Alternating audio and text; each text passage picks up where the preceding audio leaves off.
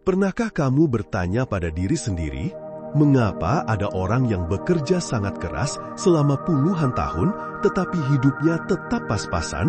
Sementara di sisi lain, ada orang yang terlihat tidak terlalu sibuk namun uang seperti terus mengalir kepadanya. Apakah hidup ini tidak adil? Atau ada sesuatu yang tidak kita pahami? Sejak kecil, banyak dari kita diajarkan satu keyakinan. Kalau mau sukses, kerja keraslah. Kalimat ini tidak sepenuhnya salah. Masalahnya, kalimat itu tidak lengkap. Karena realitasnya, dunia penuh dengan orang-orang pekerja keras yang tetap kesulitan secara finansial. Petani bekerja keras, kuli bangunan bekerja keras, sopir bekerja keras, pedagang kecil bekerja keras. Namun kerja keras mereka tidak otomatis membuat mereka kaya. Artinya, kerja keras memang penting, tapi kerja keras bukan faktor penentu utama kekayaan. Inilah kenyataan yang jarang dibicarakan. Kaya bukan hanya soal seberapa keras kamu bekerja. Kaya lebih banyak ditentukan oleh bagaimana cara berpikirmu, bagaimana kamu menciptakan nilai, dan bagaimana pasar menilai keberadaanmu. Disinilah muncul perbedaan besar antara dua tipe manusia. Tipe pertama adalah si pengejar uang. Tipe kedua adalah magnet uang.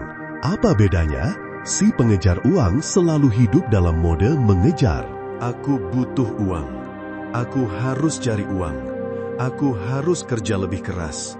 Aku harus ambil semua peluang. Masalahnya, energi mengejar selalu lahir dari rasa kurang, dari rasa takut, dari keyakinan bahwa uang berada di luar dirinya. Akibatnya, semakin dia mengejar, semakin dia merasa lelah. Semakin dia berlari, semakin dia merasa uang selalu menjauh.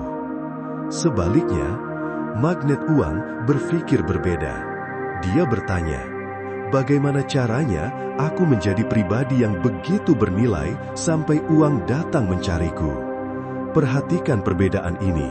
Pengejar uang fokus pada uang, magnet uang fokus pada nilai diri. Dan inilah pola pikir paling krusial. Orang kaya tidak dibayar berdasarkan kerja keras. Mereka dibayar berdasarkan nilai.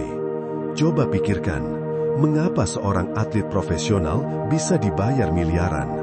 Mengapa seorang konsultan dibayar puluhan juta per jam? Mengapa seorang pembicara dibayar mahal hanya untuk berbicara 1 jam? Apakah karena mereka bekerja lebih keras dibanding semua orang? Belum tentu. Mereka dibayar mahal karena pasar menilai kontribusi mereka sangat tinggi. Ini pelajaran penting. Penghasilanmu biasanya mengikuti nilai yang bisa kamu berikan kepada orang lain, bukan sekedar jumlah tenaga yang kamu keluarkan. Bayangkan 2 orang. Yang pertama, bekerja 12 jam sehari melakukan pekerjaan yang bisa dilakukan banyak orang. Yang kedua, bekerja 3 jam sehari tapi punya skill yang sangat langka dan bernilai tinggi. Siapa yang dibayar lebih besar? Seringkali yang kedua. Kenapa? Karena pasar menghargai kelangkaan. Pasar menghargai solusi. Pasar menghargai nilai. Maka pertanyaan pentingnya bukan lagi bagaimana aku bisa kerja lebih keras, tetapi bagaimana aku meningkatkan nilai diriku. Karena saat nilai dirimu naik, harga dirimu di pasar ikut naik. Sekarang pertanyaannya, bagaimana cara meningkatkan nilai diri? Ada 3 langkah besar. Pertama, upgrade cara berpikir. Segala sesuatu bermula dari identitas.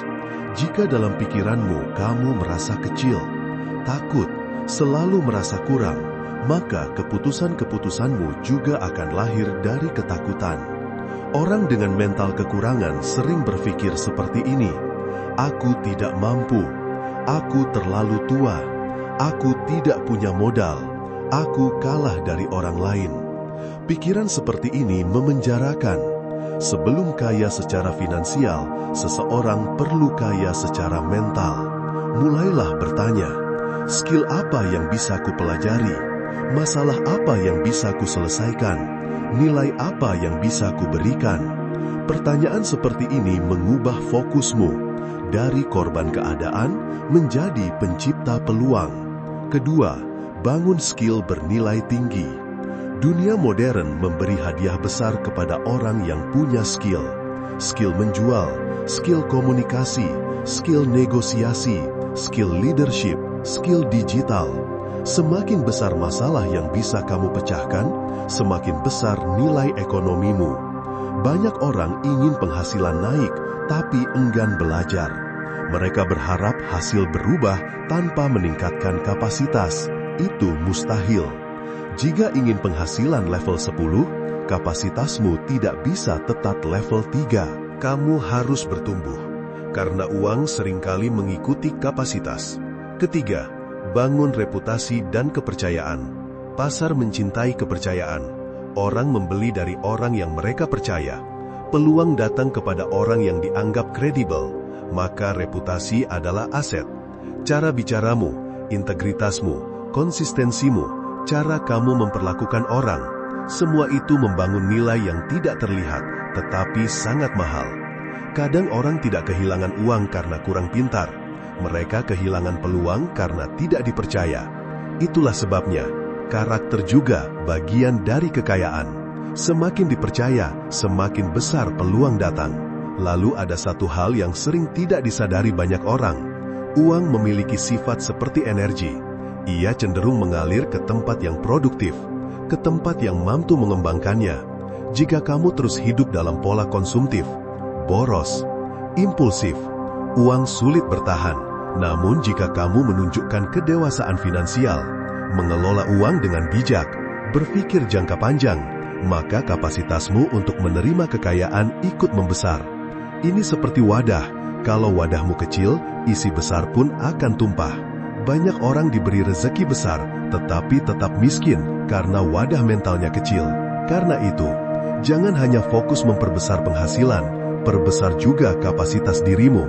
Pada akhirnya, inilah rahasia besar yang jarang dibicarakan. Orang miskin bertanya, bagaimana caranya mendapatkan uang?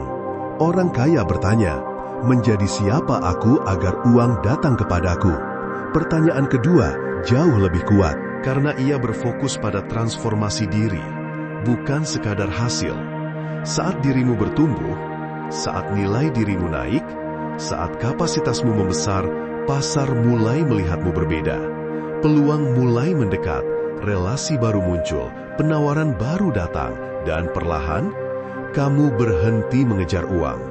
Uang mulai datang sebagai konsekuensi dari nilai yang kamu miliki. Jadi, jika hari ini kamu merasa sudah bekerja keras, tetapi hasil belum sesuai harapan, mungkin masalahnya bukan pada kurangnya usaha. Mungkin pertanyaan yang perlu kamu ubah adalah ini. Bukan, bagaimana aku bisa bekerja lebih keras, tetapi, bagaimana aku menjadi lebih bernilai? Karena dunia tidak selalu membayar kerja keras.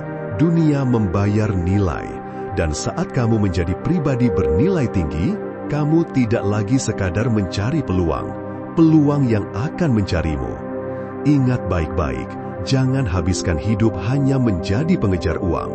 Naikkan nilai dirimu, bangun kapasitasmu, perbesar cara berpikirmu, lalu biarkan uang datang sebagai akibat. Karena ketika dirimu berubah, realitasmu ikut berubah.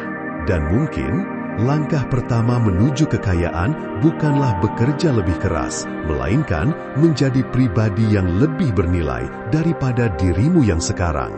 Demikian, kalau video ini bermanfaat, jangan lupa like, subscribe, dan share ke teman-teman. Sampai jumpa di video berikutnya.